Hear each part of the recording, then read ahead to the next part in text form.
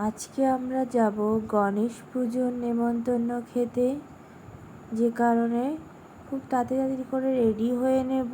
আর মেয়েকে রেডি করছে ওর বাবা, আর এদিকে আমিও রেডি হয়ে নিয়েছি। আর মেয়ে কান্না করছিল খুবই,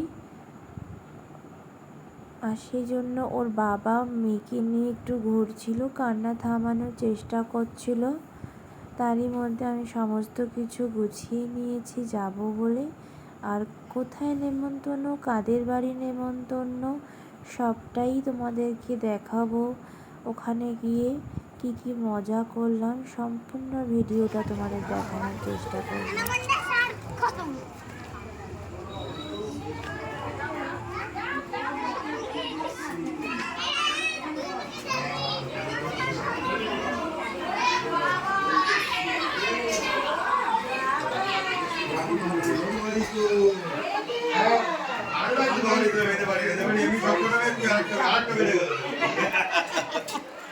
মেয়েরাই তো ভালো লক্ষ্মী।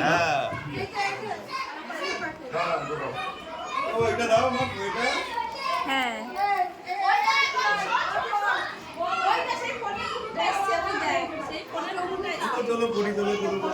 এই যে পরি ও বৌদি, এটা নাও। এই যে খুব ব্যস্ত দাদা।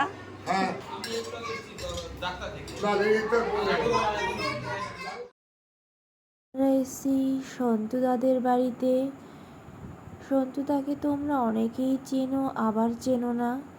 এটা হচ্ছে বৌদি, খুব খুব ভালো মানুষ, খুব মিশুকে। আর এইদিকে হচ্ছে গিয়ে আমি আমার বরকে বলছি মেয়ে কিন্তু কান্না করবে, আমরা কিন্তু তাড়াতাড়ি বাড়ি চলে যাব। আর এটা হচ্ছে জেঠিমা। জেঠিমা খুবই ভালো মানুষ, খুব সুন্দর কথা বলে।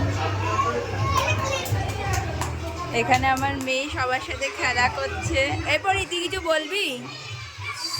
তুই কিছু বলবি? কিছু বলবি না?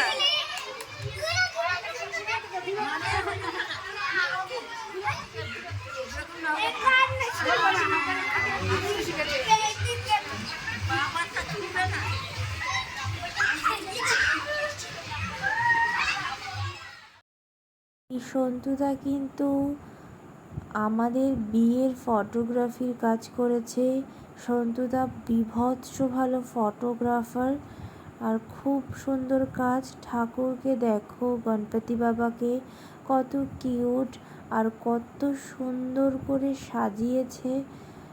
ঘরের প্রত্যেকটা কোণা যে দেখেই বোঝা যাচ্ছে কতটা যত্নশীল। সমস্ত বৌদি কিন্তু নিজের হাতে গুছিয়ে রাখে।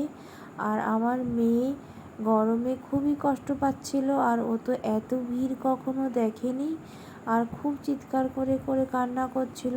যে কারণে দাদাদের বেডরুমে আমাদের পাঠিয়ে দিয়েছে এসি চালিয়ে, যাতে মেয়ের কোনো কষ্ট না হয়। সত্যি এই ভালোবাসাগুলো পেতে সত্যি অনেক সৌভাগ্য দরকার। আর তোমাদের সকলকেই, বিশেষ করে বৌদি, দাদা, তোমাদেরকে অনেক অনেক ভালোবাসা আমাদের মেয়ের জন্য, এত ভালোবাসা দেওয়ার জন্য। আর পোলাওটা খুবই সুন্দর খেতে হয়েছিল। আর ঠাকুরের প্রসাদ সেটা তো ভালো হয়ই, খুব ভালো লেগেছিল আজকে ওখানে গিয়ে। আর আসার সময় দাদার সাথে দেখা, এটা হচ্ছে আমার মেয়ের কিন্তু জ্যাঠা হয়। অনেক দিন পরে পঙ্কজদার সাথে দেখা হয়েছে। আর দেখো মেয়েকে কোলে নিল ওর জ্যাঠা, নিয়ে একটু আদরও করে দিচ্ছে যে কেঁদো না মা, সাবধানে বাড়ি যাবে। আর আমাদের বাড়ি কিন্তু সবারই খুব পাশাপাশি, কিন্তু সবার এতটাই কাজের প্রেশার, কেউ কারোর বাড়িতে যেয়ে ওঠা হয় না। আজকের ভিডিওটা এ পর্যন্তই।